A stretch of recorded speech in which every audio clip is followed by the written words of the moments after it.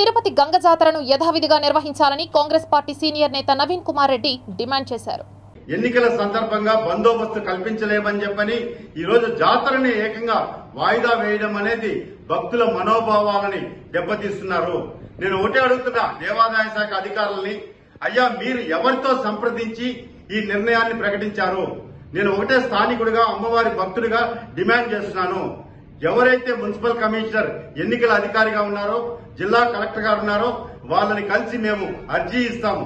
దయచేసి మీరు పునఃపరిశీలన చేయండి. గంగమ్మ జాతరని వాయిదా వేయకండి. ఎందుకంటే ఇది భక్తుల మనోభావాలతో ముడిపడి ఉన్నటువంటి సాంప్రదాయం, అనాదిగా వస్తున్నటువంటి సాంప్రదాయం. గంగమ్మ జాతరకి అవిలాలకి అనుబంధం ఉండాలి. అక్కడి నుంచి పసుపు కుంకుమ సారి తీసుకొస్తారు. అవిలాలలో చాటింపు జరిగిన తర్వాత తిరుపతిలో గంగమ్మ జాతర ప్రారంభమవుతుంది. మరి ఇక్కడ నిలిపేస్తే అవిలాల జాతర పరిస్థితి ఏమిటి? కాబట్టి దయచేసి అధికారులు ఏకపక్ష నిర్ణయాలు తీసుకోవద్దండి.